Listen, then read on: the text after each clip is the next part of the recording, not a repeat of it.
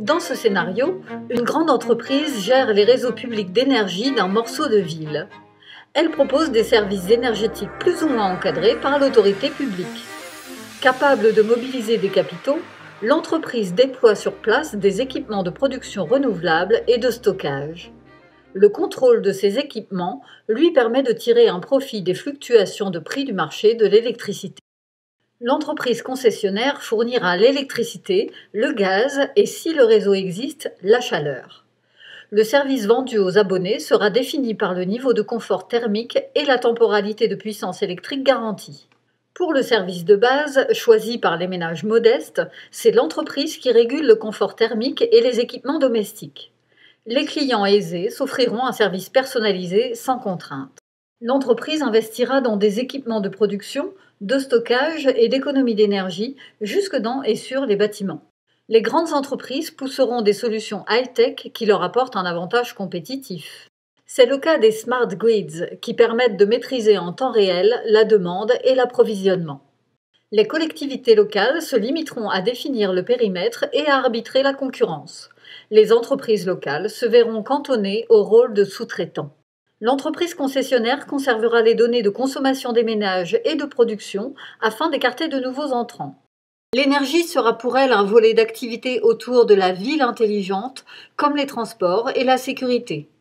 Ce scénario conduira à une ville sectorisée. D'un côté, des quartiers multi-énergie hautement performants, de l'autre, des zones sous souveraineté publique ne bénéficiant que de services basiques.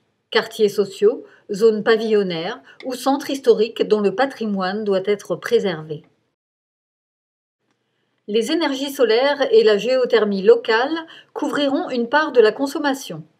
Le complément sera acheté sur le marché européen de l'électricité à bas prix lors des pointes de production solaire et éolienne et stocké localement. La concession d'un morceau de ville fragilisera les réseaux locaux de distribution. A l'inverse, le réseau européen sera conforté par l'accroissement des flux émanant des régions ensoleillées ou ventées.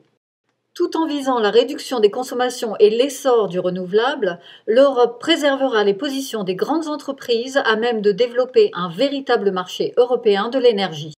Seules des grandes métropoles seront en mesure d'imposer aux concessionnaires une part élevée d'énergie locale et renouvelable. Quelles sont les mesures qui renforceraient le rôle des grandes entreprises ? Considérer d'intérêt public toutes les infrastructures de production, de distribution et de stockage, ce qui permet leur exploitation par le concessionnaire.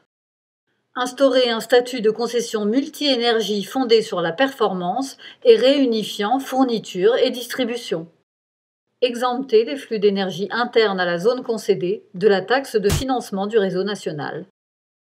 Ce scénario est à comparer aux trois autres. Celui des coopératives de consommateurs, celui des collectivités locales et celui de l'État prescripteur. Les 4 scénarios sont détaillés dans le livre Scénarios de transition énergétique en ville, publié à la Documentation française et résumé dans 4 vidéos disponibles sur le site nexusenergy.fr.